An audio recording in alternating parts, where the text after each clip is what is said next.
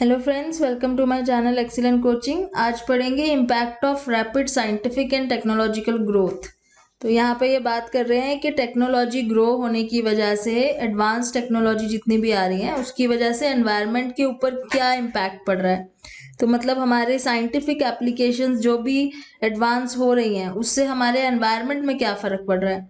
तो पहले तो इन्होंने सबसे पहले ये लिखा हुआ है कि टेक्नोलॉजी का खुद का कोई एनवायरनमेंट पे इफेक्ट नहीं होता। Technology has no impact on environment. Technology का इम्पैक्ट तब होता है जब हम उसको यूज करते हैं। तो जब हम एप्लीकेशन करते हैं टेक्नोलॉजी की, application of technology by humans, that leads to environmental degradation. तो हम लोग जब गलत तरीके से एक्सप्लॉयटेशन करते हैं टेक्नोलॉजी की तो एनवायरमेंट के ऊपर उसका इम्पैक्ट नजर आने शुरू होता है। Hence, the impact of scientific and technological growth on the environment is mediated by human factors. तो सबसे ज्यादा इंपॉर्टेंट चीज यहाँ पे समझने की ये है कि टेक्नोलॉजी डायरेक्टली एनवायरनमेंट को कभी इफेक्ट नहीं करती है। इसमें जो मीडिएटिंग फैक्टर है वो है ह्यूमन। जब ह्यूमन उसको एक्सप्लॉइट करता है टेक्नोलॉजी को तो वो एनवायरनमेंट को इफेक्ट करती है। और जो टेक्नोलॉजिकल प्रोग्रेस हो रही है उसकी वजह से क्या हो रहा है, हम उसको ठीक से यूज नहीं कर पा रहे हैं। और जब हम उसको जुडिशियली यूज नहीं करते हैं तो वो क्या करती है, एनवायरनमेंट को डिग्रेड करती है। अब साइंस की इसमें बात इसलिए कर रहे हैं क्योंकि science is the body of knowledge and technology is the application of science. Science की एप्लीकेशन से ही टेक्नोलॉजी जो है वो क्रिएट होती है। और टेक्नोलॉजी हम ह्यूमंस को एक पावर दे देती है हम उसको यूज कर सकें। और जब उसको हम मिस यूज करना शुरू कर देते हैं तो उसका हमें नेगेटिव इम्पैक्ट नजर आता है अपने एनवायरनमेंट के ऊपर। प्रिमिटिव टाइम की ये बात कर रहे हैं। प्रिमिटिव पीरियड में इतनी ज्यादा टेक्नोलॉजी होती नहीं थी, इसलिए हम उसको एक्सप्लॉइट नहीं कर पाते थे। इसीलिए एनवायरनमेंट के ऊपर जितना भी इम्पैक्ट उसका होता था वो बहुत लिमिटेड होता था। धीरे धीरे क्या हुआ, जब इंडस्ट्रियल रेवोल्यूशन आनी शुरू हुई उसके बाद और ज्यादा एडवांसमेंट होनी शुरू हो गई। तो वो जो रैपिड टेक्नोलॉजिकल ग्रोथ हुई है उसकी वजह से हमारे नेचुरल एनवायरनमेंट में बहुत ज्यादा हार्म हुआ है। कुछ फैक्टर्स हैं जिसके बारे में ये डिस्कस कर रहे हैं इसमें। पहला फैक्टर है diffusion of responsibility. Diffusion of responsibility क्या होता है, जब हमें लगता है कि हर एक की रिस्पॉन्सिबिलिटी है, सिर्फ हमारी अकेले की नहीं है। So you see the impact, still you engage in the environment degrading behaviour. हम सबको पता है कि एनवायरमेंट में कितना ज्यादा उसका इम्पैक्ट पड़ रहा है टेक्नोलॉजी का, पर फिर भी हम वो बिहेवियर अपना छोड़ते नहीं है जो एनवायरमेंट को डिग्रेड कर रहा है। ये इसलिए है क्योंकि हम लोग क्या करते हैं, individual weighs the advantage of not using the technology with the advantage of using the technology. हम दो चीजों को कंपेयर करते हैं कि अगर हम टेक्नोलॉजी नहीं यूज करेंगे तो हमें क्या एडवांटेज है और अगर हम यूज करेंगे तो हमें क्या एडवांटेज है। अब अगर हम नहीं यूज करते, टेक्नोलॉजी का यूज अगर हम नहीं करते हैं तो उसकी एडवांटेज एक कलेक्टिव लेवल पे आती है। कलेक्टिव लेवल वो सबके लिए ही है। अगर हम जैसे पॉल्यूशन ज्यादा हो रहा है, अगर हम रेड लाइट पे अपनी कार ऑफ कर देते हैं पॉल्यूशन को रोकने के लिए, तो वो कलेक्टिव लेवल पे सबके लिए ही काम करेगा। तो वो तो हो गया कि टेक्नोलॉजी को अगर हम यूज नहीं करते हैं तो वो सबके लिए बेनिफिशियल है, कलेक्टिव है। लेकिन अगर हम दूसरी एडवांटेज देखें कि अगर हम उसे यूज कर रहे हैं तो किसके लिए बेनिफिशियल होगी, वो हमारे पर्सनली होगी। तो अगर हम रेड लाइट पे कार ऑन करके खड़े हैं और एसी चल रहा है तो वो हमें पर्सनली एडवांटेज दे रहा है और किसी को नहीं दे रहा। अब यहाँ पे दो चीजें हैं, अगर आप यूज नहीं करते हो तो कलेक्टिव एडवांटेज होती है, यूज करते हो तो पर्सनल एडवांटेज होती है। एग्जाम्पल इन्होंने भी एक दिया हुआ है कि जब हम कंजर्व करते हैं एनर्जी, जब हमें बोला जाता है कि हमें लाइट ऑफ कर लेनी चाहिए ताकि कंजर्व हो एनर्जी, तो वो कलेक्टिव है, सबके लिए एडवांटेजेस हैं। लेकिन अगर हम उसी को यूज कर रहे हैं अपने लिए उस लाइट को, तो वो हमारी पर्सनल एडवांटेज है। अब इस वजह से क्या आता है, this leads to social dilemma. Dilemma क्या होता है, जिसमें हमें ये डिलेमा हो जाता है हमारे अंदर कि हम क्या करना चाहिए, क्या चीज ठीक है, क्या हमें दूसरों के लिए कलेक्टिव एडवांटेज के लिए काम करना चाहिए अपनी पर्सनल एडवांटेज को पीछे रख के, या हमें पहले पर्सनल एडवांटेज देखनी चाहिए। तो ये सोशल डिलेमा हो जाता है। वेदर टू कंजर्व एनर्जी और एंजॉय, मतलब हमारे माइंड में ये चीज आ जाती है कि क्या हम एनर्जी कंजर्व करें जिसमें सबका भला होगा, या अपना एंजॉय करें।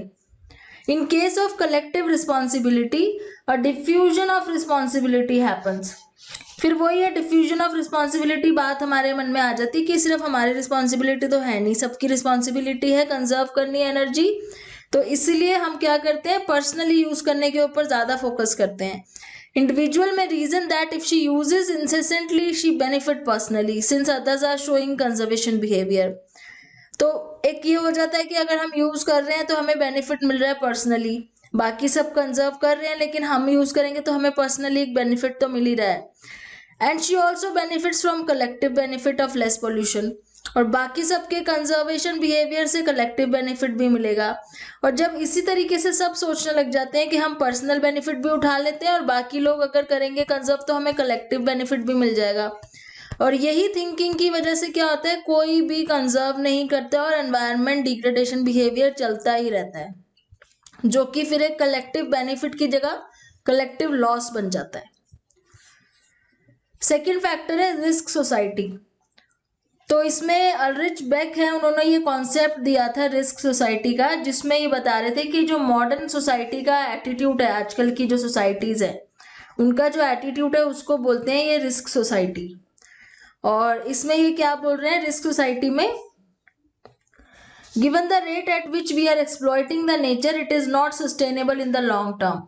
कि जिस तरीके से, जिस रेट से, जिस स्पीड से हम लोग नेचर को एक्सप्लॉइट कर रहे हैं ये लॉन्ग टर्म में नहीं चल पाएगा, इतना सस्टेनेबल नहीं हो पाएगा, बहुत जल्दी हम एनवायरनमेंट को पूरे तरीके से खत्म कर देंगे।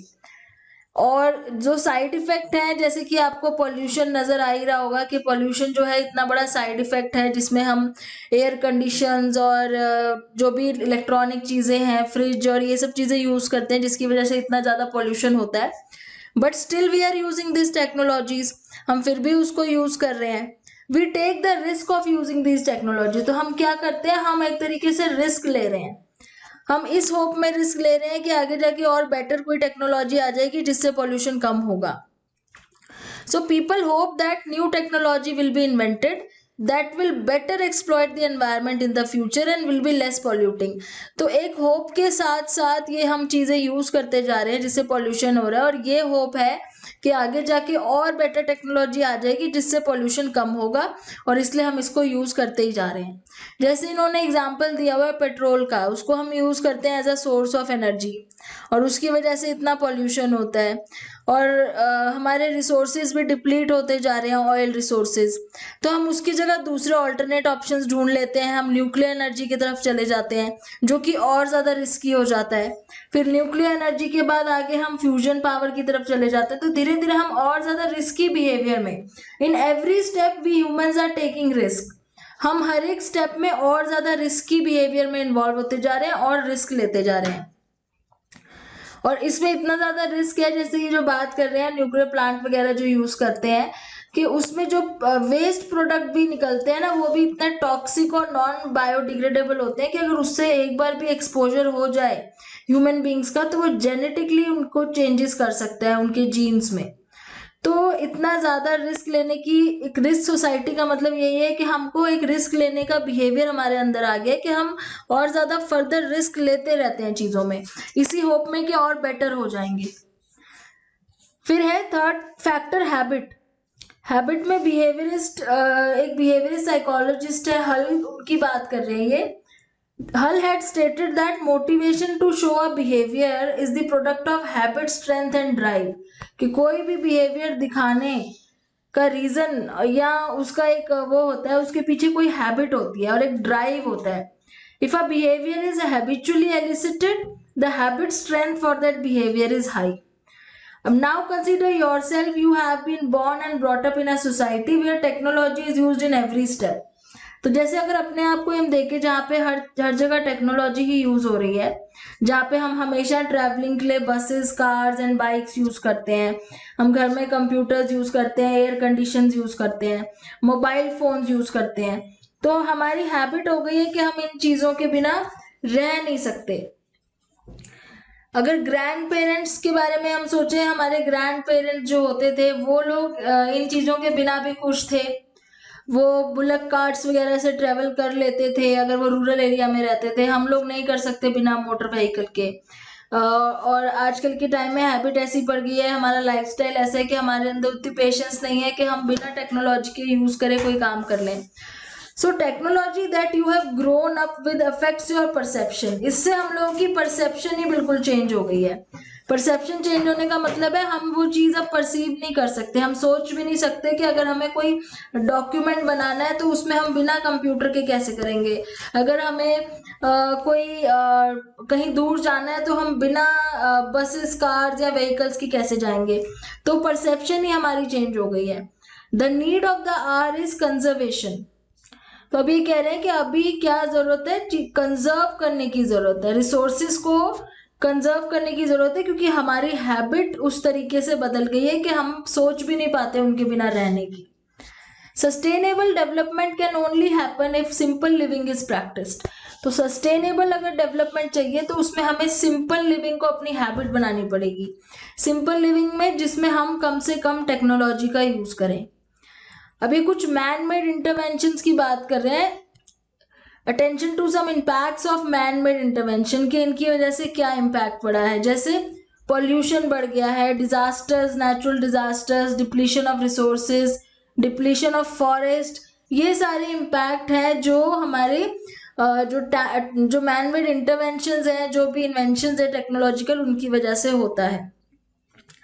सो साइकोलॉजिकल सेंस में ये चीज़ें पढ़नी बहुत ज़रूरी है, क्योंकि ये हमारे को एक साइकोलॉजिकल डिसऑर्डर्स की तरह भी हमारे ऊपर इफेक्ट कर सकती है। जैसे जो भोपाल ट्रेजेडी का एग्जांपल दे रहे हैं, उसमें कितने सारे लोग ऐसे थे जिनको बाद में एंग्जाइटी एंड पीटीएसडी और डिप्रेशन जैसी प्रॉब्लम्स हो गई थी। इसलिए ये इम्पैक्ट के बारे में पढ़ना भी बहुत ज़्यादा कंपल्सरी हो जाता है एनवायरमेंटल साइकोलॉजी में।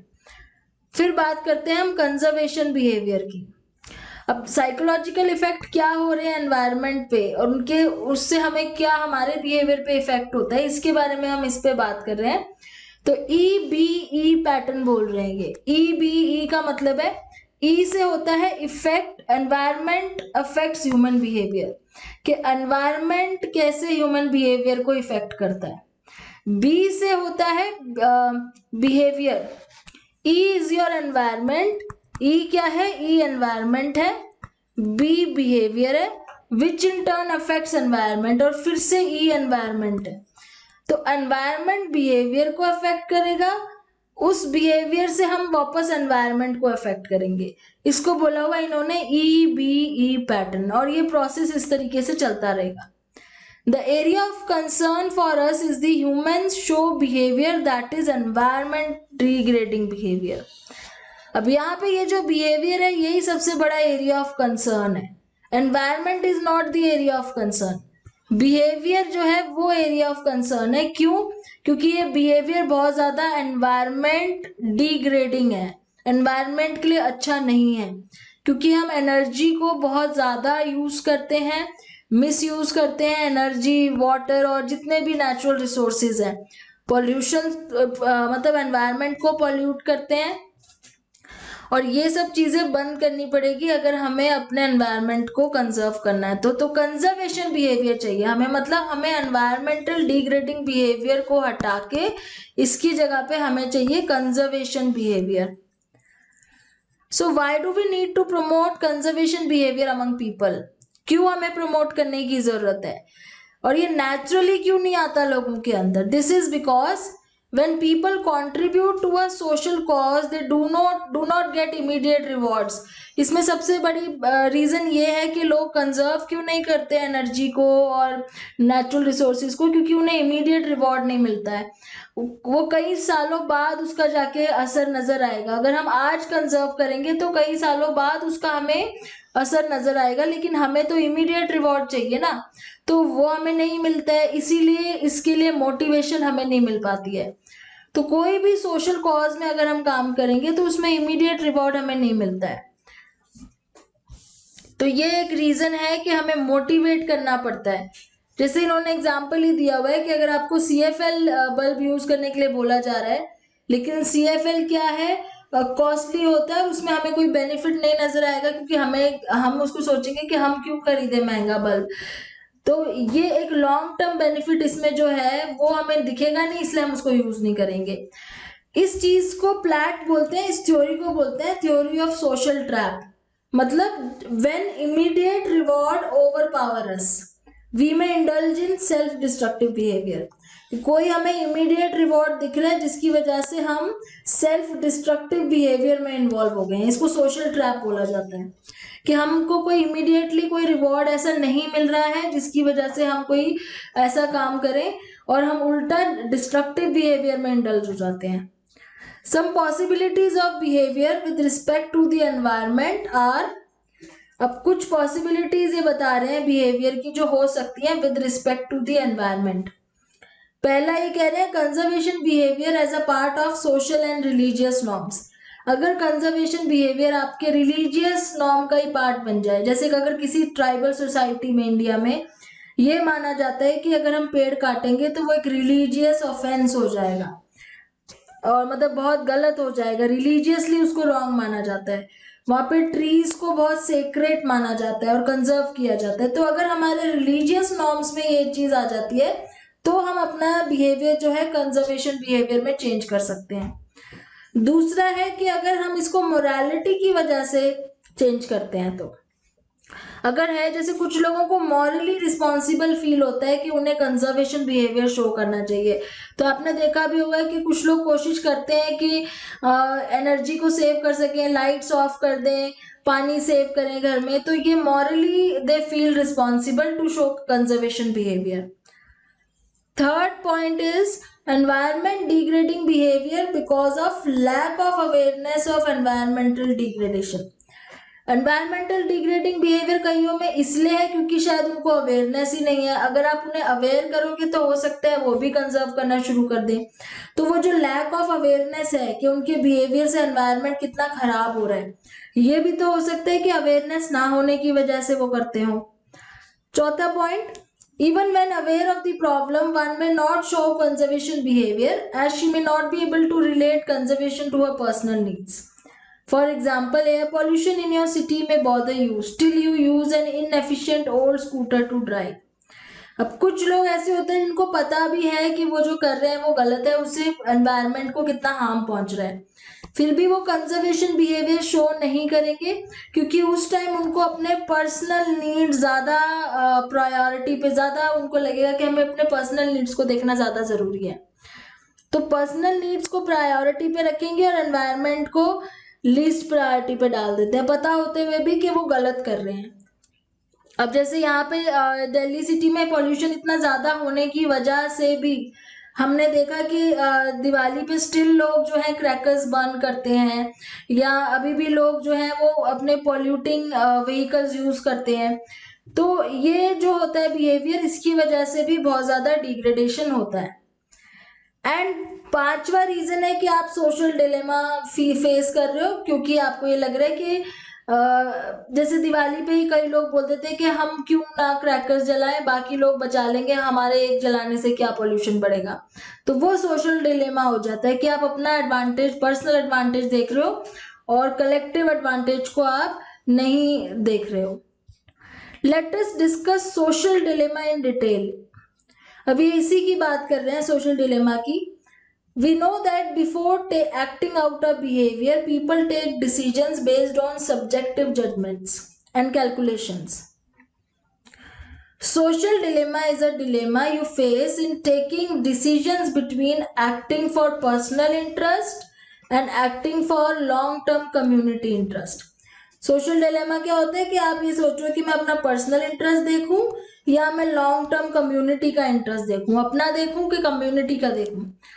जैसे एग्जाम्पल इन्होंने टैक्सेशन का लिया है कि अगर आप टैक्स पे नहीं कर रहे हो तो आप अपना टैक्स बचा के अपना पर्सनल बेनिफिट देख रहे हो, क्योंकि वो जो टैक्स कलेक्ट होगा वो कम्युनिटी सर्विसेज में यूज होगा, हेल्थ में, पुलिस वालों, मतलब सिक्योरिटी में। तो आप इसमें क्या है, कुछ लोग टैक्स फिर भी नहीं देते हैं क्योंकि many people evade the tax the way you do. These services won't be available, and if available won't be of necessary quality. By this you may be worse off. तो कुछ लोग तो ये सोचते हैं कि हमारे अपने खुद के टैक्स ना देने से कौन सी कोई पूरे सारी वर्ल्ड की सर्विसेज बंद हो जाएंगी। पर अगर ज्यादा लोग ऐसा सोचने लगे और सब टैक्स देना बंद कर दे तो क्या होगा, धीरे धीरे वो सर्विसेज सबके लिए ही बंद हो जाएंगी। Very similar is the social dilemma in case of environmental behavior. Before performing a behaviour, जैसे इन्होंने CFL की ही बात की थी, आप क्या सोचते हो कि किससे बेनिफिट क्या है? If you think that collective benefit is more than personal benefit of not buying a CFL, then you decide to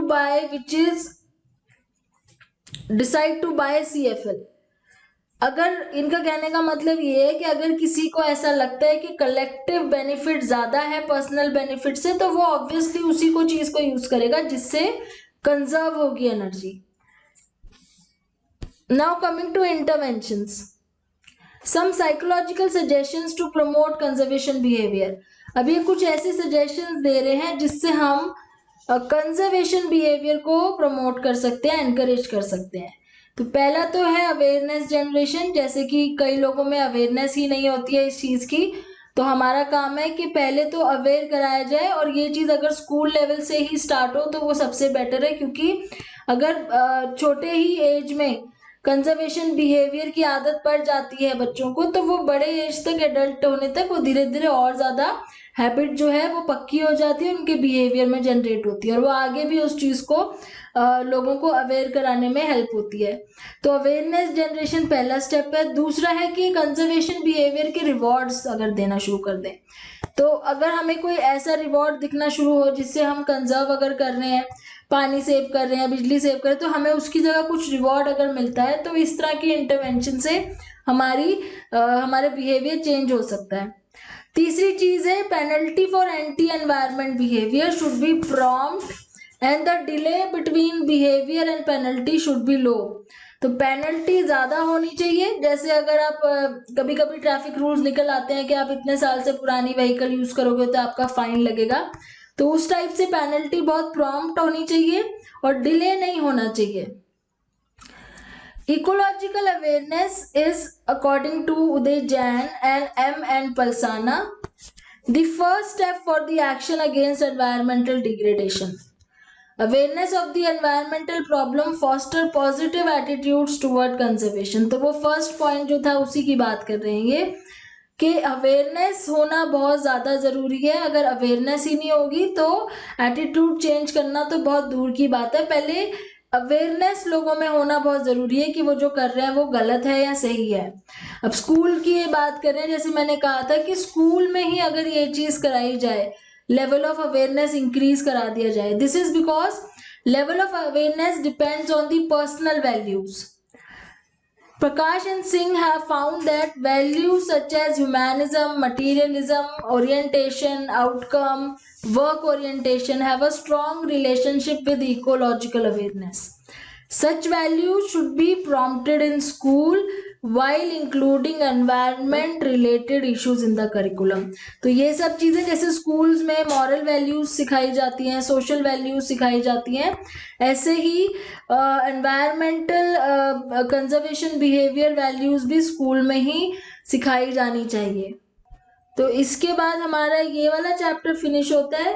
अब नेक्स्ट क्लास में हम नया यूनिट शुरू करेंगे, psychology applied to socio economic development, जिसमें हमारा 13 चैप्टर शुरू होगा, community psychology. Thanks for watching.